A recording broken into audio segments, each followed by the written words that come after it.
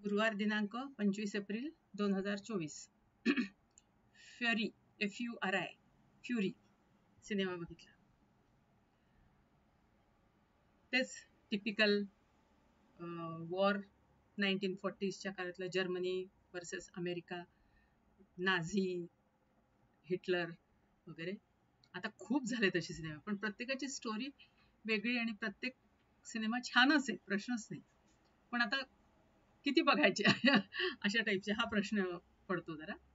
पण overall movie छान आहे आणि त्याच्यात एका त्या म्हणजे थोडंसं त्या मिलिटरीच्या लढाईच्या आणि ह्याच्यामध्ये थोडंसं एक वेगळेपण म्हणून एक छोट्या मुलाच्या भोवती जरा कॅरेक्टर फिरवलंय. नॉर्मन म्हणून एक अगदी यंग 17-18 वर्षाचा मुलगा किंवा 20च्या आतला मुलगा, आणि त्याला म्हणजे तो मिलिटरीमध्ये भरती झाला असतो जस्ट टायपिस्ट म्हणून, पण त्याला डायरेक्टली काही अनुभव नसताना बंदूक सुद्धा धरायची माहित नाही आणि त्याला फ्रंटवर पाठवतात.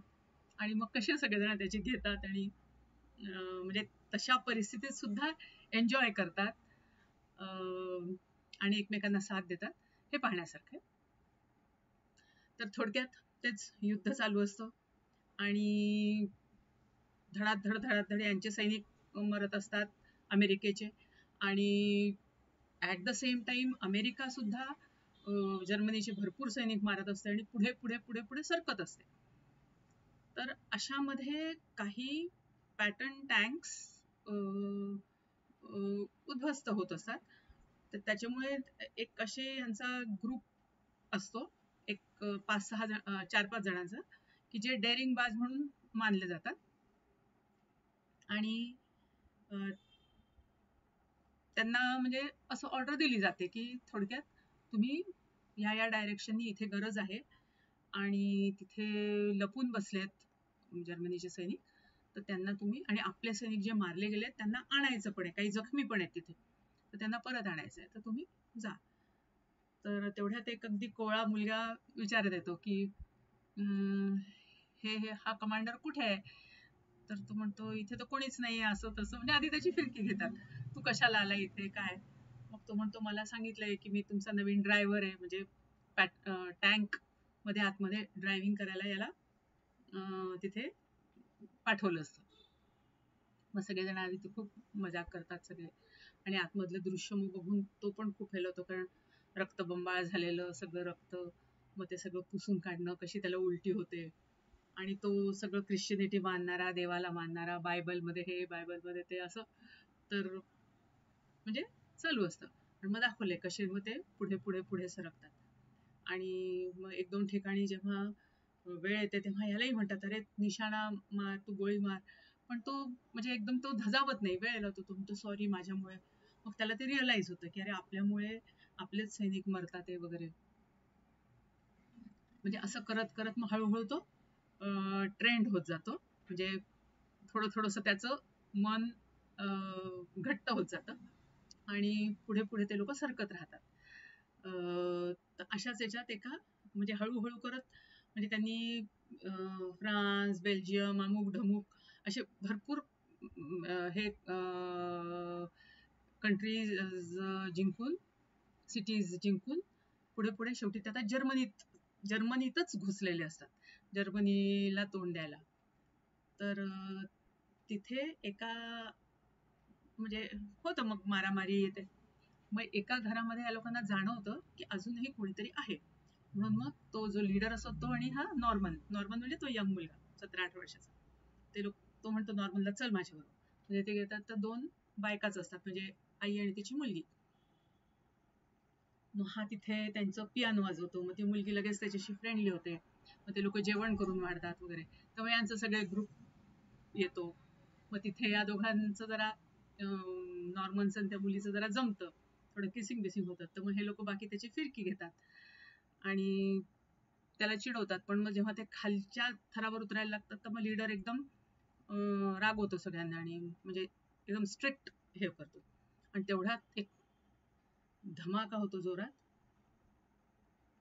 आणि हे लोक निघालेच असतात त्या बिल्डिंग मधून, आणि वरून जर्मनीने बॉम्ब टाकलेला असतो आणि हे लोक वाचतात त्यांच्या टँकमुळे, पण ती बिल्डिंग धराशायी होते आणि त्याच्यात ती मुलगी नाही, दोघी मरतात.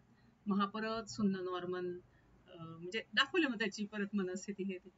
मग लीडर त्याला समजवतो की तो म्हणतो मला नाही यायचं इकडे, मला हे काय नाही करायचं, पण मग त्याला समजवतो. मग परत हे लोक पुढे जातात. मग पुन्हा त्यांना एक दुसरं काम दिलं जातं की तुम्ही असेच पुढे जा आणि तिथे कंट्रोल नाही करू शकत आहे तर तुम्ही जा.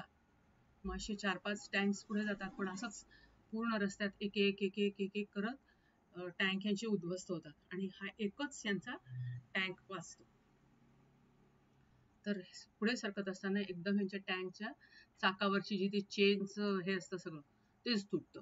काहीतरी जमिनीमध्ये पेरून ठेवलेलं असतं सुरंग, त्याचा ब्लास्ट होतो आणि चाक तुटतं. मग आता ते लोक म्हणतात काय करायचं, आता आपल्याला पुढेच तर जाताच येणार नाही. मग हे लोक म्हणे नाही आम्ही करतो रिपेअर. मग हा नॉर्मनला पाठवतो पुढच्या टेकडीवरून, म्हणे तू जरा बघ जर्मन सैनिकांचं जरा हे घे की काय परिस्थिती आहे, लोक आहेत का नाही आहे, आपल्याला जायला रस्ता आहे नाही लपून बसायला, तर तू तिथेच थांब आम्ही येतो. तर हा बसतो तिथे टिफिन वगैरे आपला खातो. तेवढ्यात त्याला असा आवाज ऐकू येतो. तो बघतो तर पूर्ण 200-300 याची बटालियन जर्मनीची जीप्स वगैरे येत असतात.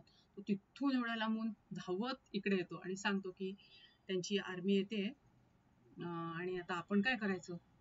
मग हा लीडर जे आतमध्ये काही मेलेले असतात लोक त्यांनाच परत असं जाळून, म्हणजे तिथे असं सीन क्रिएट करतात की या टँकला पण जर्मनीच्या आपलं अमेरिकेच्या जाळलंय आणि हे जाळपोळ इथे कोणीच नाही, म्हणजे सगळे मेलेलेच आहेत असं.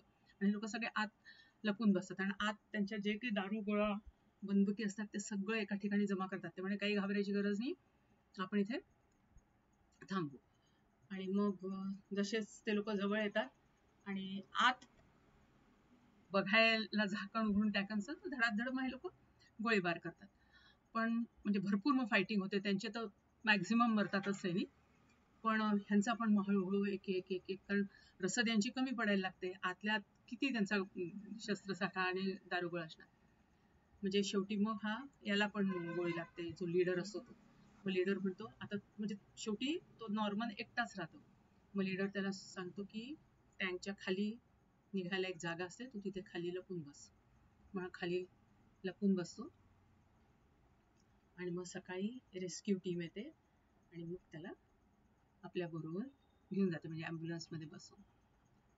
तर म्हणजे आधी त्यांनी जेव्हा ते लोक वाचतात सगळ्या टँक मधून एकटेच वाचतात, तेव्हा हे लोक सगळे आधी नॉर्मनला हसतात आणि म्हणत नाही नाही नॉर्मनमुळेच आपण वाचलोय, नॉर्मनने आज खूप चांगली फाईट दिली आणि त्याचा गॉड आहे म्हणे बायबल मधले, म्हणजे अशा त्याची फिरकी पण घेत असतात आणि म्हणतात खरंच त्याच्यामुळे आपण वाचलो, क्रेडिट त्याला देतात.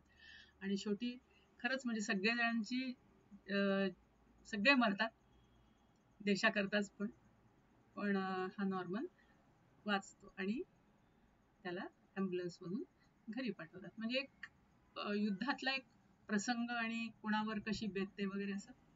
तर छान आहे.